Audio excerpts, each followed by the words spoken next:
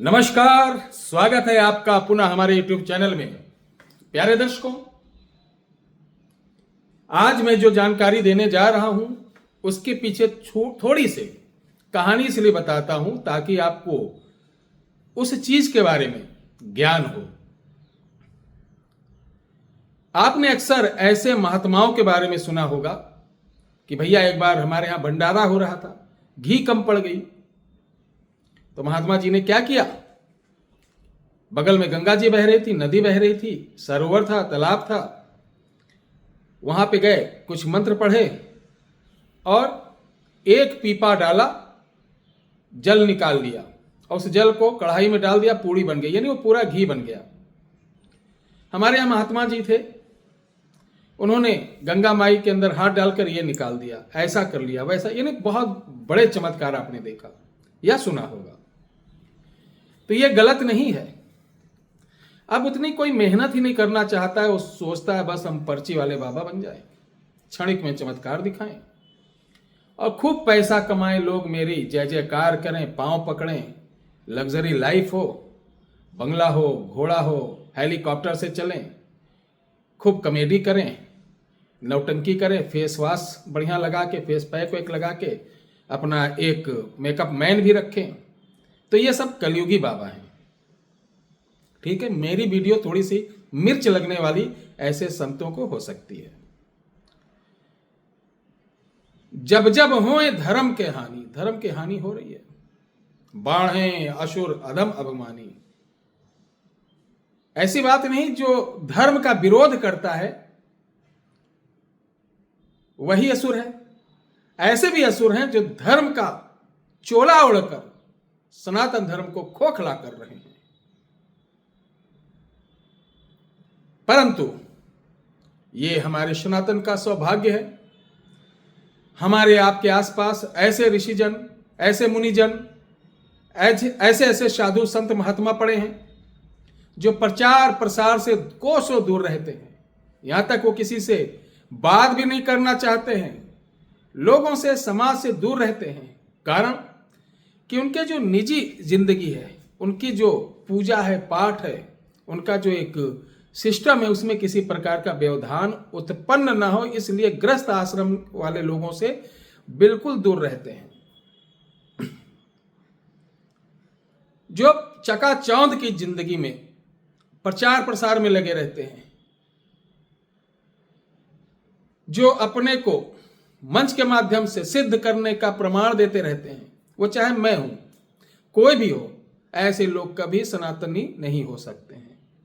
मुझे भी उनमें लीजिएगा, ऐसी बात नहीं कि सबको बोल रहा हूं, कोई भी हो, अगर ऐसा मैं भी करता हूं तो मुझे भी मत। सब ढोंग, सब ढकोसला, सब एक जरिया होता है। लेकिन अब भैया ये कलयुग उठाओगे, किसी के विरोध में बोलोगे, अरे फिर पीट दिए जाओगे, इतने लोग पीछे पड़ जाएंगे आपके, उसके पास पैसा है, दौलत है, मीडिया है, शासन है, प्रशासन है, सब तुम्हारे पीछे तुमको हाथ में कटोरा दिलवा देगा। ऐसे कई घटनाएं हुई। तो ऐसे संतों को आपने देखा जो दूर रहते थे, किसी का कुछ एक दान नहीं लेते थे, किसी का हाथ का कुछ खाते पीते नहीं थे और जल से बहुत सारी चीजें निकाल लेते थे। ऐसी ही विद्या का आज मैं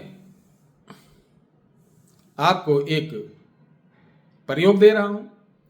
ये मैंने आजमाया नहीं, ये पुरानी 400 वर्ष पुरानी हस्तलिखित एक गुरुजन की दी हुई पुस्तक से, जो कि भोजपत्र की लिखी हुई, और भोजपत्र किताब जानते हो कैसे लिखी जाती थी? पहले ये नहीं कि भोजपत्र पे पूरी लाइन लिखे, 20-20, 25-25 लाइन नहीं लिखी जाती थी। 2 लाइन लिख के भोजपत्र का एक पन्ना हो गया, 3 लाइन, 1 लाइन, ऐसे कर करके इतनी मोटी मोटी किताब हो जाती थी। जैसे ओरिजिनल लीलावंती जो है वो कभी किताब नहीं मिलेगी इतनी मोटी, अरे करीब होगी 2-2.5 फुट में लपेटी, नीचे ताम्रपात लगा रहता, ऊपर ताम्रपात लगा रहता। सिर्फ एक, पूरी जिंदगी में एक बार मुझे अवसर मिला लीलावंती देखने का किताब, और उसकी पूजा नित्य होती, जिस दिन पूजा बंद हो जाएगी उस घर का विनाश कर देगी।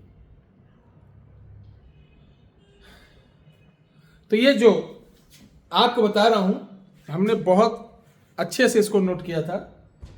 ये जल सुंदरी जो ऋषि मुनि सिद्ध करते थे, वो तो स्वयं माता की कृपा रहती थी, गंगा मैया की कृपा रहती थी। लेकिन कलयुग में कम समय में जल सुंदरी, बहुत से लोग जल परी भी उसको बोल देंगे, ऐसा भी बोल देंगे, लेकिन जल सुंदरी अलग होती है। इसका विधान किसी भी पूर्णिमा से प्रारंभ किया जाता है और जल में ही। सुन लीजिए, बहुत ही सरल है, बहुत ज्यादा इसमें कुछ पढ़ना नहीं है। अगरबत्ती धूप बत्ती ये सब नहीं ले जाना है कि ये सुलगाओ वो सुलगाओ। संतों के पास देखो कभी कि लाओ ये लाओ वो लाओ, हवन सुलगाओ, ये सब कुछ नहीं। उनके पास एक झोली, एक माला, एक वही बदन पे जो अचला पड़ा रहता है, उसके अलावा कुछ नहीं रहता है। कभी भी नदी किनारे जाइए, जो गंगा में जाइए, तपस्या करते हुए जो संत मिलेंगे, एक तुलसी की माला, वो अपना खड़े हो गए। तो इस साधना के लिए, सिद्धि के लिए आपको थोड़ा सा समय देना होगा। पूर्णिमा से प्रारंभ करना है और लगातार ये 3 पूर्णिमा क्रॉस होना चाहिए, छूटना नहीं चाहिए।